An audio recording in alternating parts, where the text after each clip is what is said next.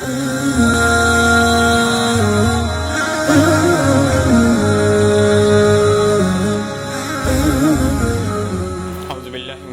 الرجیم بسم اللہ الرحمن الرحیم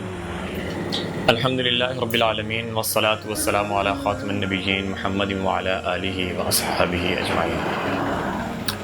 آج ہماری گفتگو کا موضوع ہے جناب حضرت علی مرتضیٰ کرم اللہ وجہ کی سیرت کے حوالے سے۔ 21 رمضان کو جناب حضرت علی کرم اللہ وجہ کا یوم شہادت ہے کہ جب ان کو ابن ملجم ملعون نے دوران نماز شہید کر دیا تھا، اور اسی مناسبت سے آج ہماری گفتگو ہوگی اور کوشش کریں گے کہ مختصر وقت میں مختصراً انداز میں جناب نبی کریم صلی اللہ علیہ وسلم کے اس عزیز ترین چچا زاد بھائی، ان کے داماد کے حوالے سے، خلیفہ راشد، چوتھے خلیفہ مسلمانوں کے، ان کے حوالے سے ہم گفتگو رکھیں۔ آغاز میں ہم بات کرتے ہیں حضرت علی کرم اللہ وجہ کی کہ ان کی پیدائش سن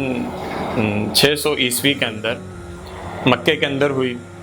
اور نبی مہربان صلی اللہ علیہ وسلم کی پیدائش کے 30 سال بعد ان کی پیدائش ہوئی، یعنی ہجرت سے 23 برس پہلے حضرت علی کرم اللہ وجہ نے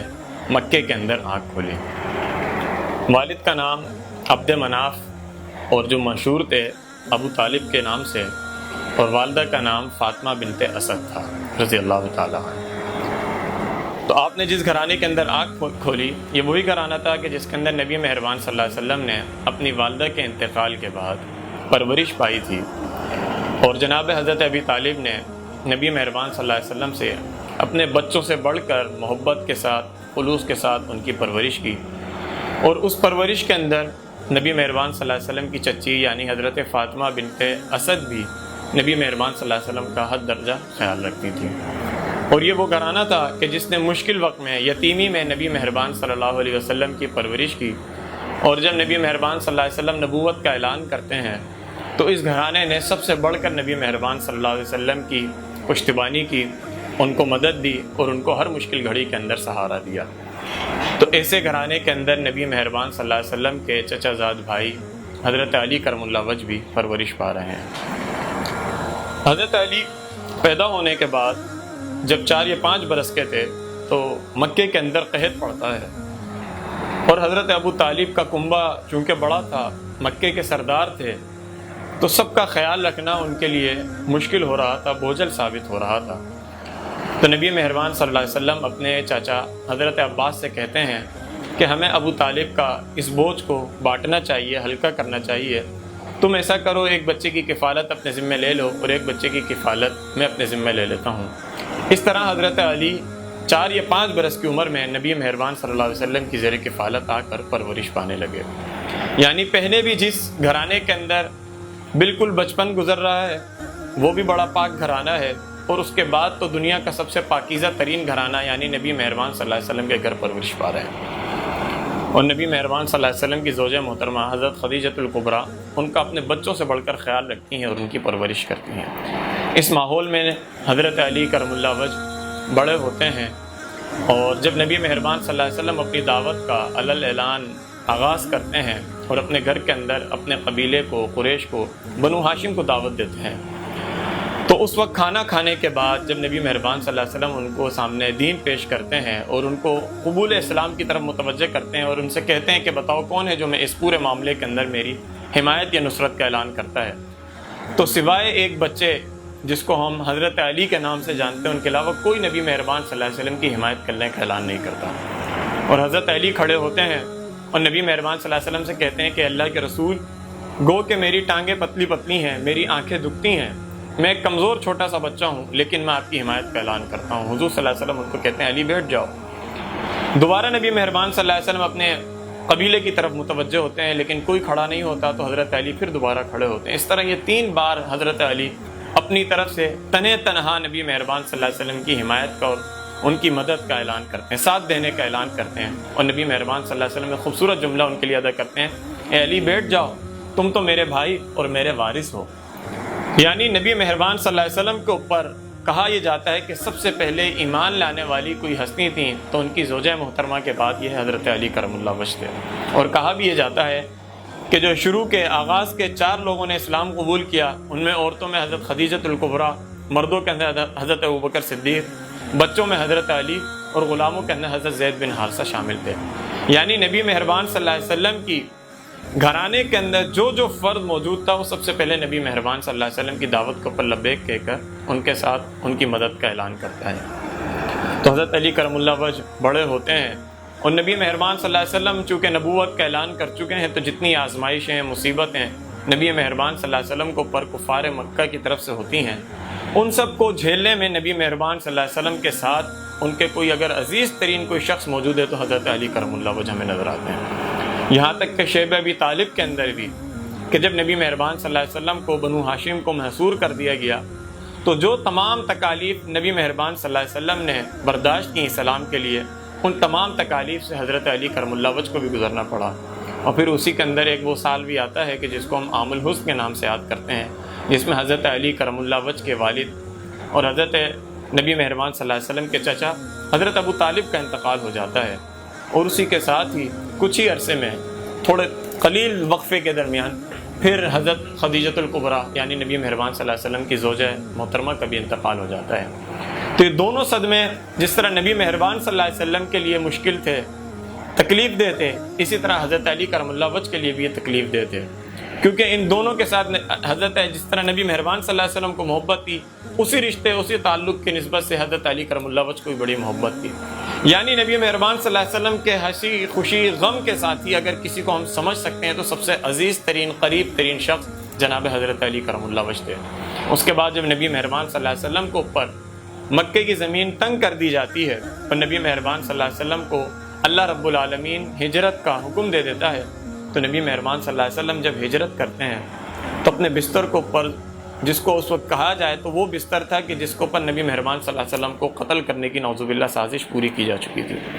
اس پر کون لیٹنے پر تیار ہوتا، لیکن نبی مہربان صلی اللہ علیہ وسلم حضرت علی کو کہتے ہیں، اور حضرت علی بڑے پرسکون انداز میں نبی مہربان صلی اللہ علیہ وسلم کے بستر کو پر سو جاتے ہیں، اور نبی مہربان صلی اللہ علیہ وسلم نے ان سے کہا تھا کہ میرے جانے کے بعد یہ جو امانتیں لوگوں کی میرے پاس موجود ہیں، یہ ان کو سپرد کر کے تم بھی مدینے چلے آنا۔ تو نبی مہربان صلی اللہ علیہ وسلم کے بستر پر حضرت علی کرم اللہ وجہ سوتے ہیں، اور جب مشرکین حلہ بولتے ہیں اور نبی مہربان صلی اللہ علیہ وسلم کو بستر پر نہیں پاتے تو حضرت علی کرم اللہ وجہ کو پکڑ لیتے ہیں، اور اس کے بعد ان سے کہتے ہیں کہ بتاؤ تمہارے صاحب کہاں ہیں، یہاں تک کہ ان کے ساتھ تشدد کیا جاتا ہے، ہاتھ اٹھانے سے بھی گریز نہیں کیا جاتا۔ لیکن حضرت علی کرم اللہ وجہ نبی مہربان صلی اللہ علیہ وسلم کی محبت میں دین اسلام کی خاطر یہ ساری قربانیاں پیش کرتے ہیں، اس کے بعد تنہا پیدل مدینے کی طرف رخت سفر باندھتے ہیں، اور حال یہ ہوتا ہے کہ اس ہجرت کے درمیان حضرت علی کرم اللہ وجہ کی ایڑیاں چھل جاتی ہیں، اور خون آلود پاؤں کے ساتھ وہ مدینہ منورہ پہنچتے ہیں۔ وہاں پہنچنے کے بعد نبی مہربان صلی اللہ علیہ وسلم جب مہاجرین کا انصار کے ساتھ مواخات قائم کر رہے تھے تو حضرت علی کا کسی کے ساتھ مواخات قائم نہیں کیا، اور جب حضرت علی نبی مہربان صلی اللہ علیہ وسلم سے پوچھتے ہیں تو حضرت علی سے نبی مہربان صلی اللہ علیہ وسلم کہتے ہیں کہ تم تو دنیا اور آخرت میں میرے بھائی ہو۔ یعنی وہاں پر بھی اگر مواخات ہوتا ہے، کوئی بھائی چارہ نبی مہربان صلی اللہ علیہ وسلم جو اصحاب کا انصار و مہاجرین کے درمیان قائم کر رہے ہیں، تو نبی مہربان صلی اللہ علیہ وسلم نے حضرت علی کو ہی اپنے عزیز ترین سمجھتے ہوئے ان کے ساتھ اپنا مواخات قائم کیا، اور پھر نبی مہربان صلی اللہ علیہ وسلم کے ساتھ مدنی دور کے اندر بھی تمام جنگوں کے اندر بدر کی ہم بات کریں تو اس کے بارے میں حضرت علی کے بارے میں کہا جاتا ہے کہ جو 70 مشرکین اس دن مارے گئے، اس دن 35 یا 36 یعنی آدھے سے زیادہ مشرک حضرت علی کی تلوار کے مارے گئے، یعنی جن کو شیر خدا کا لقب دیا گیا، انہوں نے اپنے اس لقب کا اسلام کے لیے بھرپور استعمال کیا، اور ہر لمحے ان کی تلوار مشرکوں کے اوپر، یہودیوں کے اوپر، اللہ کے دشمنوں کے لیے مستقل نیام سے باہر رہی۔ اور بدر کا معرکہ ہو، احد کا موقع ہو، خندق کا موقع ہو، تو بڑے بڑے نامی گرامی پہلوان کہ جن کا مقابلہ کرتے ہوئے ہر کوئی خوف کھاتا تھا، جب بھی انہوں نے اسلام میں سے کسی کو پکارا مقابلے کی دعوت دے تو سب سے پہلے بڑھ کر حضرت علی نے آگے بڑھ کر اس کا مقابلہ کیا اور اپنے شیر خدا ہونے کا حقیقی طور پر ثبوت دنیا کے سامنے پیش کیا۔ تو ہر مشکل مرحلے میں نبی مہربان صلی اللہ علیہ وسلم کے ساتھ رہے، یہاں تک کہ ایک دفعہ غزوے کے اندر نبی مہربان صلی اللہ علیہ وسلم تشریف لے جا رہے تھے، تو ہر غزوے میں تو حضرت علی ان کے ساتھ ہوتے تھے۔ اس موقع پر نبی کریم صلی اللہ علیہ وسلم نے ان کو مدینے کے اندر اپنا جانشین یا اپنا قائم مقام مقرر کیا، حضرت علی یہ سوچ کر، یہ سن کر رونے لگے کہ نبی مہربان صلی اللہ علیہ وسلم جہاد پر جا رہے ہیں، تبوک کا مارکہ ہے، اپنی اس زمانے کی سپر پاور روم سے مقابلہ ہے، تو ایسا کیسے ہو سکتا ہے کہ اس مشکل خطرناک مرحلے کے اندر میں اپنے بھائی نبی مہربان صلی اللہ علیہ وسلم کو تنہا جانے دوں؟ تو نبی مہربان صلی اللہ علیہ وسلم کے سامنے رونے لگتے ہیں، ان سے کہتے ہیں کہ یا رسول اللہ یہ مجھ سے برداشت نہ ہوگا۔ تو نبی مہربان صلی اللہ علیہ وسلم سے کہتے ہیں کہ علی، تمہاری میرے سے وہی نسبت ہے کہ جو موسیٰ کے ساتھ ہارون کی نسبت تھی،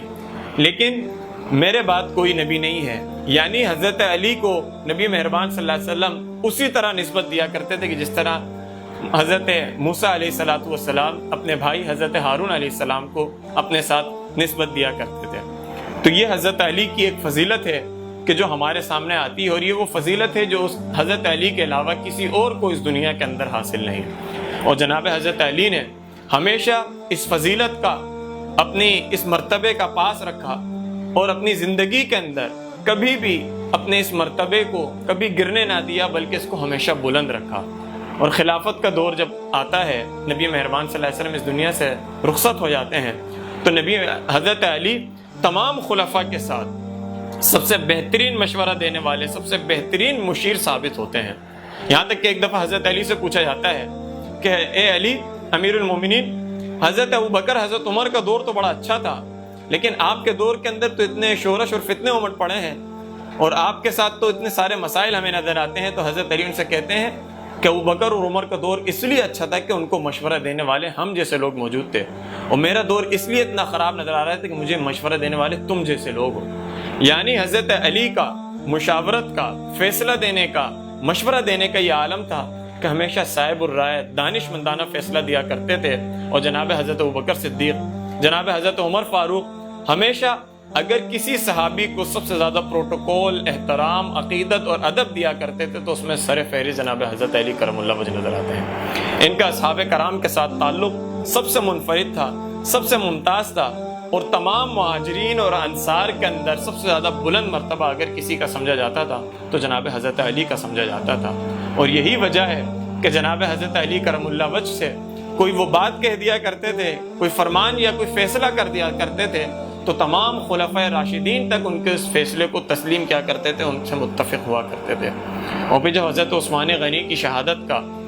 دردناک واقعہ پیش آتا ہے اور مدینہ کے اندر اسلامی ریاست کو شدید ترین خطرات لاحق ہوتے ہیں، تو ایسے موقع کے اوپر بھی کہ جب مدینہ کے اندر باغی اور خارجی موجود ہیں، جناب حضرت علی کرم اللہ وجہ سے لوگ تقاضا کرتے ہیں کہ آپ اس مشکل گھڑی کے اندر مسلمانوں کی قیادت کو سنبھالیے۔ حالانکہ وہ مرحلہ تھا کہ جب اسلامی ریاست کو، اس کے اندر رہنے والوں کو شدید ترین خطرات تھے، لیکن حضرت علی کرم اللہ وجہ نے اس موقع پر اپنے آپ کو پیچھے نہیں کیا، بلکہ انہوں نے اس ذمہ داری کو ادا کیا جو ذمہ داری ادا کرنے کا حق بنتا تھا۔ انہوں نے آگے بڑھ کر مسلمانوں کی قیادت اور امارت کو سنبھالا،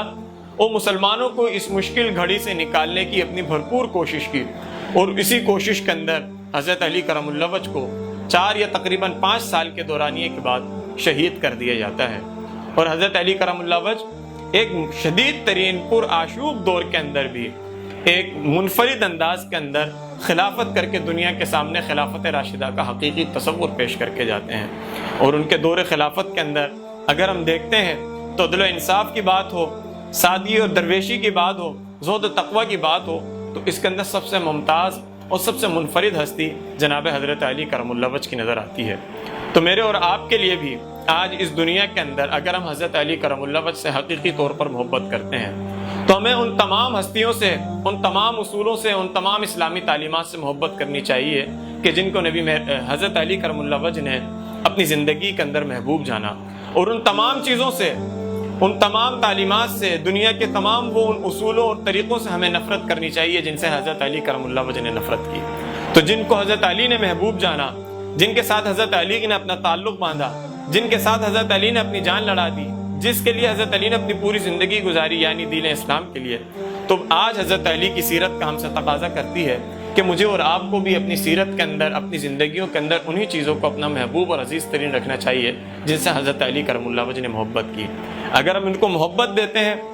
تعلق قائم رکھنا چاہتے ہیں، ان کے ساتھ اپنے تعلق کا اظہار کرتے ہیں، تو یہ بات اتنی آسان نہیں ہے کہ صرف ہم ان کا نام پڑھیں، ان کے نام کے ہم ترانے گائیں، بلکہ حقیقی طور پر ان کے رستے کے اوپر چلتے ہوئے انہی کی زندگی پر عمل پیرا ہوتے ہوئے اسلام کو اپنی زندگیوں کے اندر داخل کرتے ہوئے قرآن کے ساتھ، اللہ رب العالمین کے ساتھ، اس کے نبی کے ساتھ جو محبت اور تعلق کا رشتہ استوار حضرت علی نے کیا تھا، اس کو ہمیں اپنی زندگیوں کے اندر شامل و داخل کرنے کی ضرورت ہے۔ تو اللہ رب العالمین سے دعا ہے